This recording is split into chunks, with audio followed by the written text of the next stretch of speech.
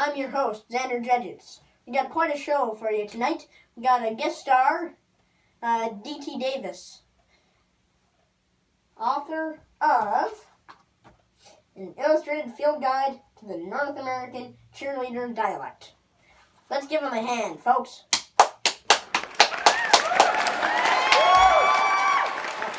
Great to have you here. Great to be here, Zander. All right. So, let's start out by little personal questions here. Do you love animals? You can't prove that. Oh, I'm sorry. Did you say love? Yeah. Yeah, love animals. Yeah. Big time. All right, that's good to know. So, what do you think about sci-fi stuff? Because I've heard you're working on a sci-fi book. What do you think about science fiction? Well, I think it's great. What about you? What about that British TV show Doctor Who? Who? Did you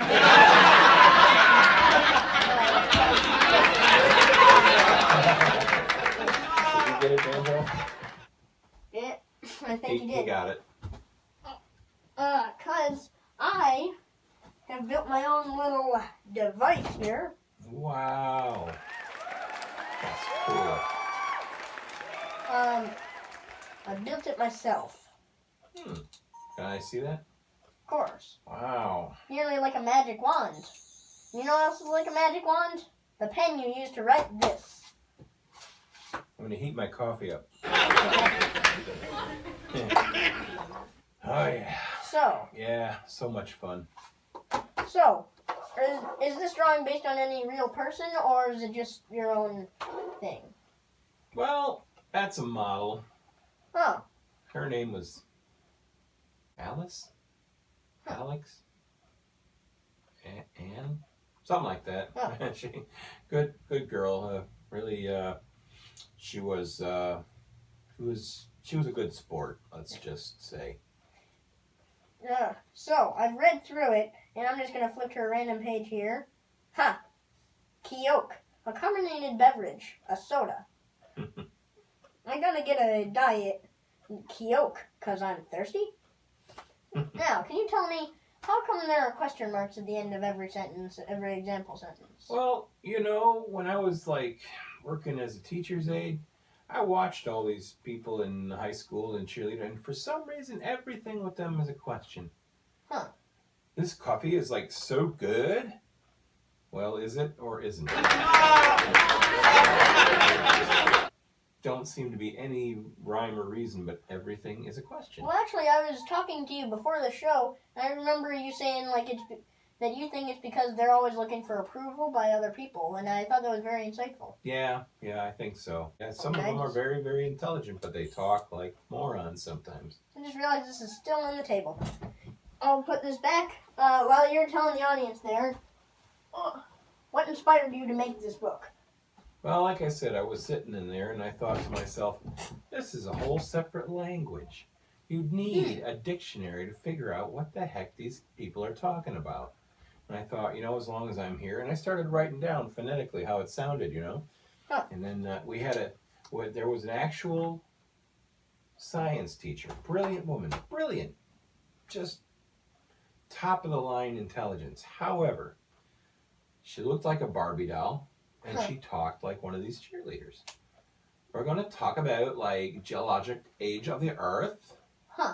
And it's really maddening because I know she is an educated was a highly educated and intelligent woman, but her voice.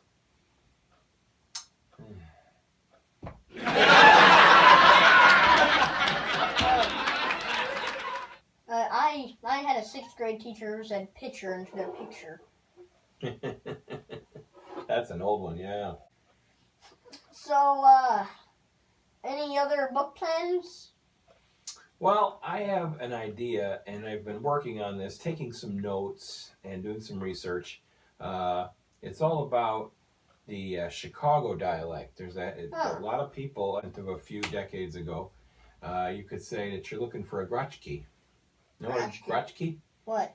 It's a little piece of metal, and it opens that building where you keep your car. Garage key. Garage key, yeah. Garage key. Anyway, there's a whole bunch of those. I'm gonna do that. I'm pretty sure Garage Key was the last name of some popular kid in an 80s sitcom. I didn't come from this area. I came from the Chicago area, but up in New York, they have a thing called smoolalage.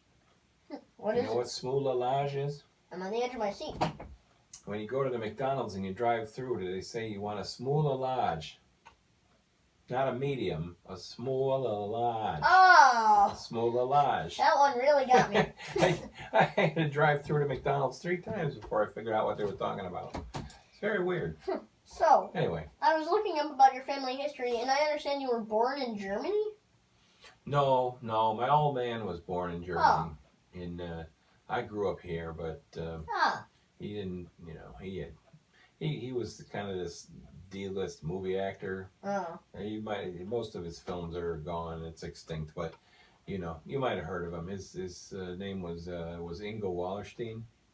I think I've heard of him. Yeah, I changed my name to D.T. Davis so that so I wouldn't get associated with him, because I don't want people thinking I'm riding his coattails from his fame. But that's kind of a joke now, because he's all washed up. He's dead now, This is interesting that you go on to make a book about a different kind of way of speaking, whereas he was German and probably had a German accent. Yeah, he had a heavy-duty, kind of a Bavarian sound to him, and he grew up in the old silent film days, and so nobody knew what his voice was like. But it was kind of funny, like people look at him and he's living the American dream, but then you talk to him and he's like, hello, and he just, however the hell he talk, I don't talk like that. I don't have no accent. I don't talk like any weird accent either at all. So you don't have a weird accent?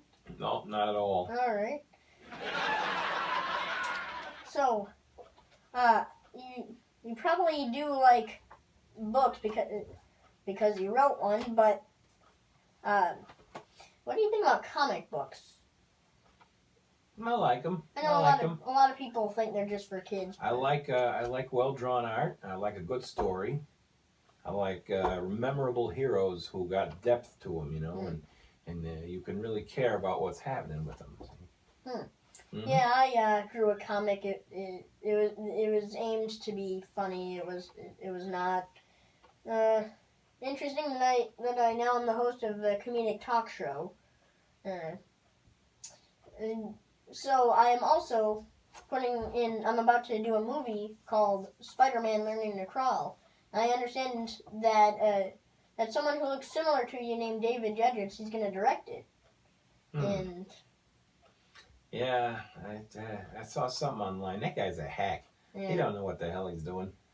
Well, he's some people. kind of a washed up film student that wannabe, But I don't know. He more power to him if he's going to try and make a movie. But give it the old college try. But it's Hollywood's real competitive, and I don't think they're ever going to adapt my cheerleader guide to a movie. But it doesn't. It's not really a fiction book. Yeah, sadly, it's almost entirely real. I'm not entirely sure I pressed record, but I'll have to do a check. Meanwhile, can you give our audience, if we have one, advice if they plan to write a book? Just sit down and do it. Don't fool around. Just do it. Get down there. Type 5 pages every day if you have to. Good advice. Make some time. I know you got to go to the store. I know you got to wash the dishes and the laundry and get the kids to school. But write the book. 5 pages at least. If you can get 10 a day, in 10 days you got 100 pages. In a month you got a 300-page book. And don't be afraid to just write what comes into your mind. Don't edit while you're going, because you'll never get done. I'm writing a book. It's a crime novel about a spy named Maxwell Cage. I've not written in that for months. Well, you got to get to it. I have to get back to it. Got to get to it. Life's short. You don't finish it, you're not going to, they don't give Nobel Prizes or Pulitzer Prizes for half-finished books. Yeah, speaking of short, that was about it for today, the short time we have. I hope you enjoyed the first show, and Bye.